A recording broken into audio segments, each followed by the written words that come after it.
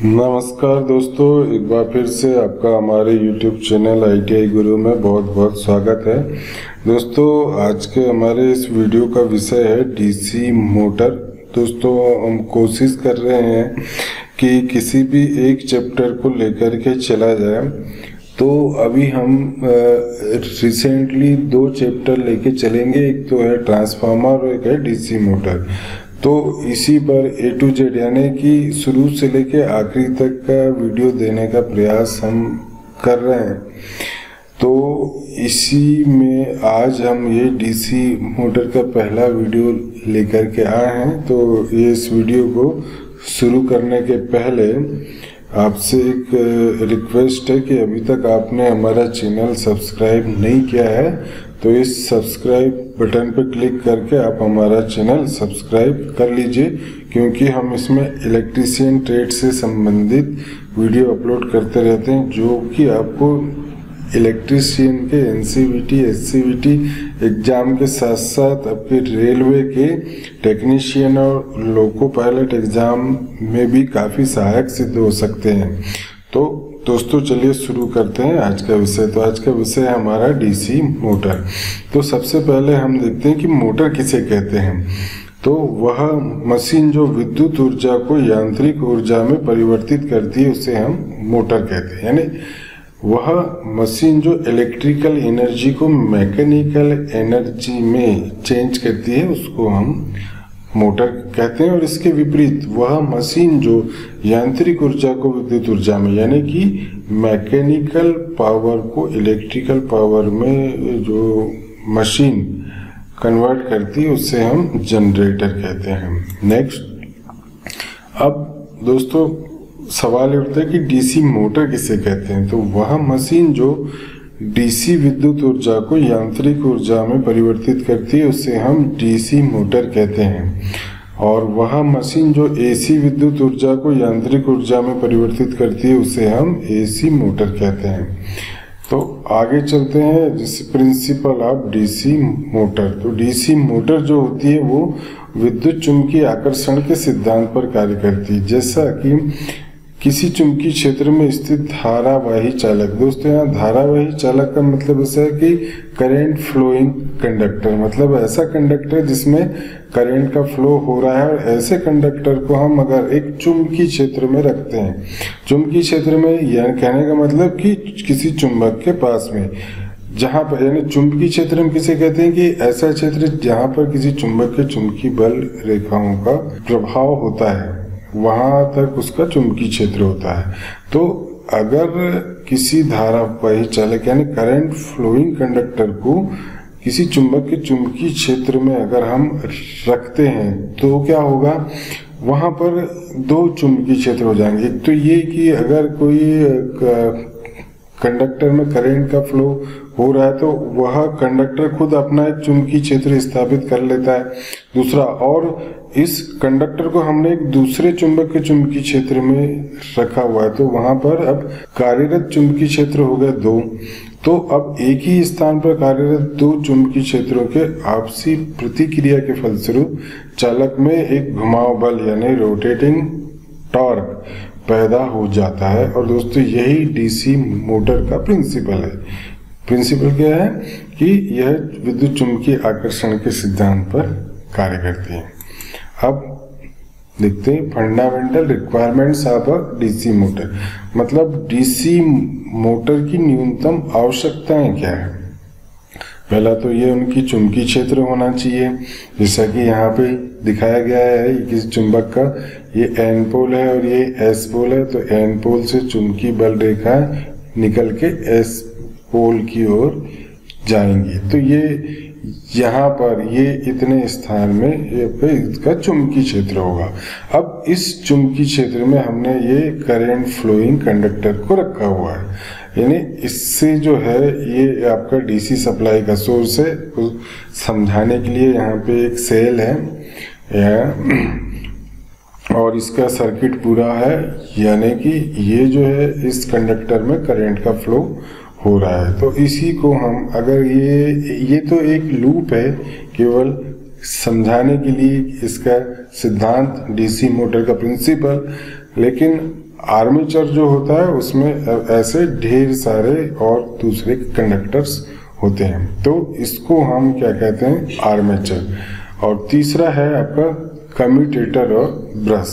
जैसे कि ये जो येलो कलर की अर्ध वृत्ताकार जो आकृति आपको दिख रही है, इसे हम कम्यूटेटर कहते हैं, और इसके ऊपर ये जो है इसको हम कहते हैं ब्रश। ब्रश यानी ये कार्बन ब्रश, वो इसलिए क्योंकि ये जो है ये कम्यूटेटर तो एक रोटेटिंग पार्ट्स होता है और ये तो घूमता रहता है, तो इस पर ये जो है आपका कार्बन ब्रश इस पर घर्षण करते रहते हैं।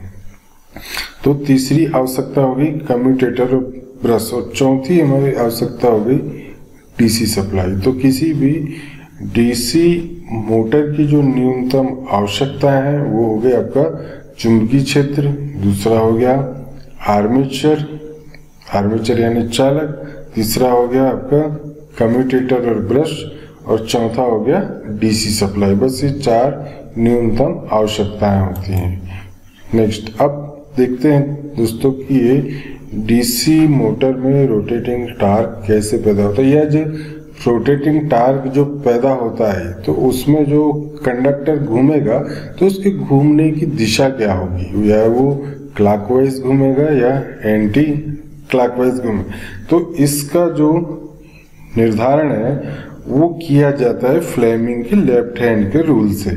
जैसा कि यहाँ पे दिखाया गया है, ये अगर आपने अपने हाथ की बाएं हथेली को इस प्रकार यानी बाएं हथेली के ये जो थंब है, ये 4 फिंगर और ये मिडिल फिंगर को इस प्रकार फैला के रखा है कि ये तीनों आपस में समकोण पर हों। जैसे ये आपका थंब है, थंब और ये आपकी 4 फिंगर है, यानी थंब यानी इसको आप यूं समझे ये जेड अक्ष है, ये 4 फिंगर यानी ये वाई अक्ष है, और ये एक दूसरे से समकोण पर है।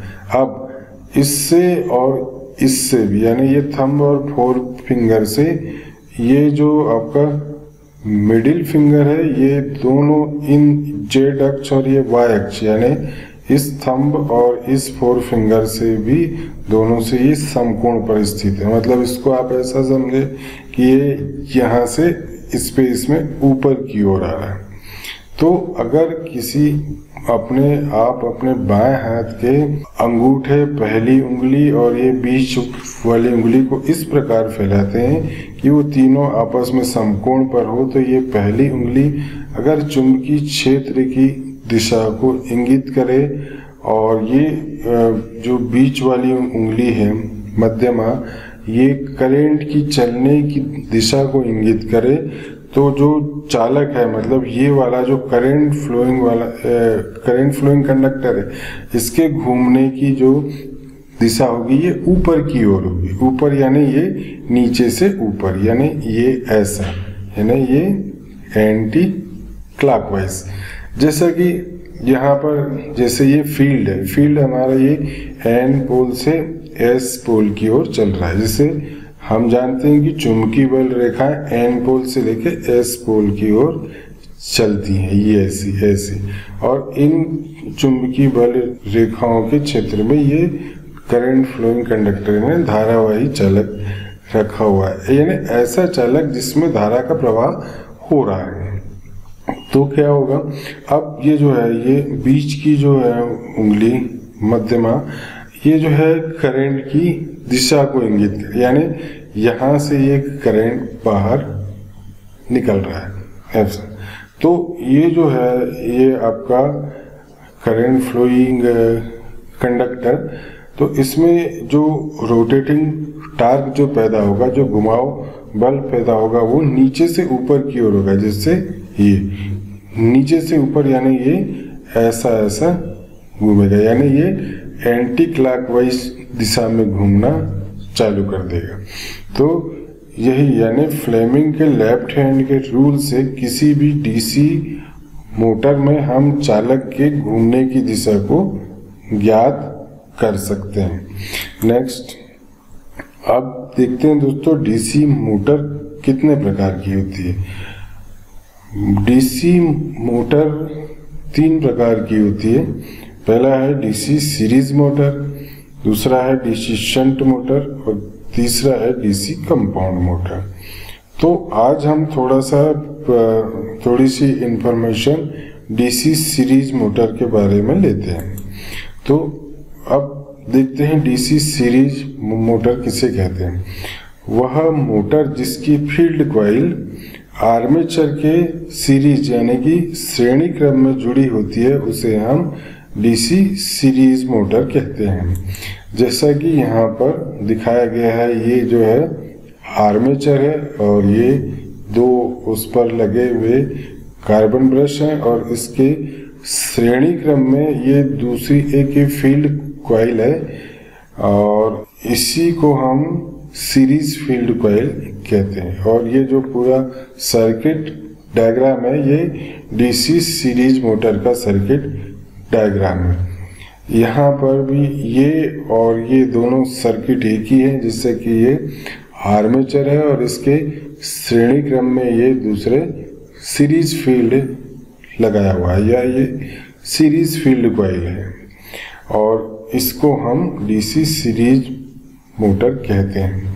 चूँकि अब यहाँ पे ध्यान देने वाली बात ये है कि किसी भी सीरीज सर्किट में करंट के फ्लो होने का रास्ता एक ही होता है। तो जितना करंट यहाँ आर्मेचर में होगा उतना ही करंट इस फील्ड कॉइल से भी फ्लो होगा।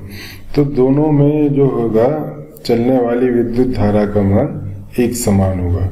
इसीलिए क्या होगा कि डीसी सीरीज मोटर में करंट का मान ज़्यादा होता है। इसीलिए हम इसमें मोटा कंडक्टर लेते हैं, यानी कि जो सीरीज फील्ड की जो कॉइल होती है इसको वाइंड करने के लिए हम मोटा कंडक्टर लेते हैं और इसमें नंबर ऑफ टर्न्स कम रखे जाते हैं।